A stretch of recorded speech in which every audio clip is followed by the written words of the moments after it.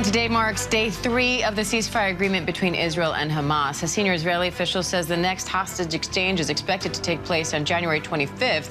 But while the ceasefire deal is a relief to many, Doctors Without Borders says it's only the beginning in addressing the immense humanitarian, psychological, and medical needs in Gaza. This comes as the Palestinian Civil Defense in Gaza says there could be as many as 10,000 bodies buried under rubble across the Gaza Strip. Let's bring an emergency coordinator for Doctors Without Borders in Gaza, Amande Bazerolle, for more on this. Amande, thank you so much for coming on. What's it like in Gaza since this ceasefire deal took effect? It's very interesting. So far, the people cannot go from the south to the north, but in the north, in the northern governorate, which was under heavy attack for the last month, the people have been able to visit.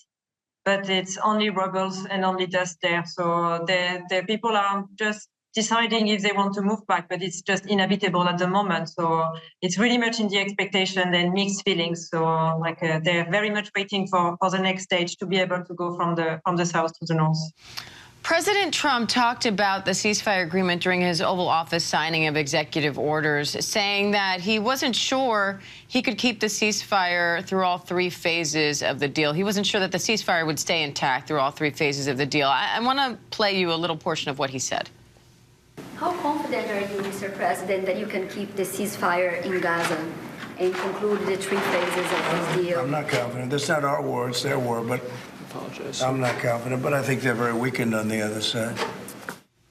So what's your reaction to those comments, and how crucial do you think it is for peace there to last? But it's very essential. It's very difficult for us to plan because, indeed, we think it's still a weak agreement that needs to be much more discussion between the different parties to be able to be sustainable. So we're just waiting. We're making a lot of plans.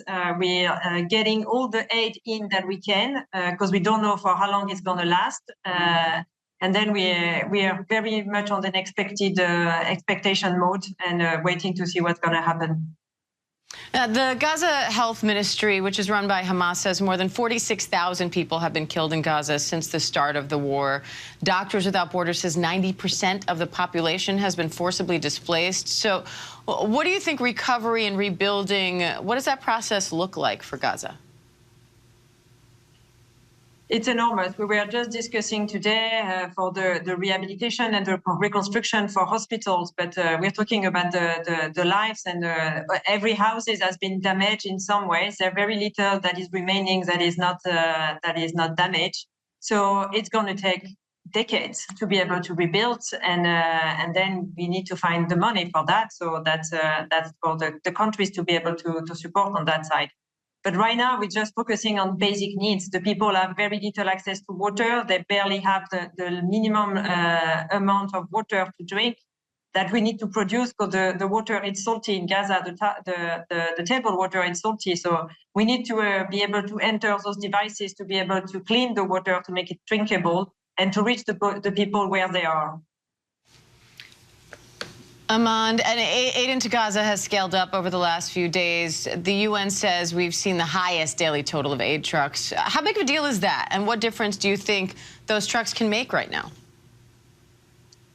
We could see today the people were queuing for the food, which I haven't seen before. There's also some trucks that are entering also the markets.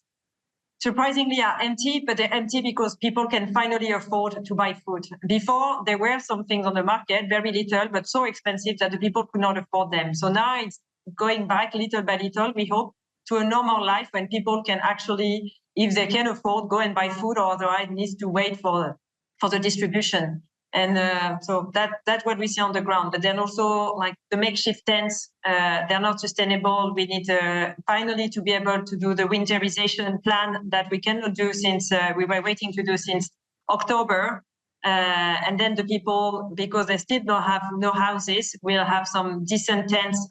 We hope to be able to wait for the reconstruction, which gonna take like years. And what do you want people watching at home to know about the war and its impact on Gaza that you feel like hasn't really been reported?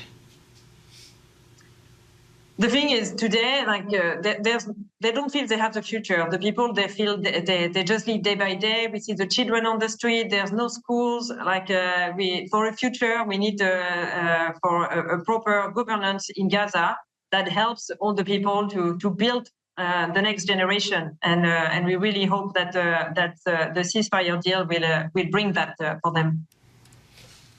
All right, Emergency Coordinator for Doctors Without Borders in Gaza, Amande Bazerolle. We appreciate your time today. Thank you. Thank you.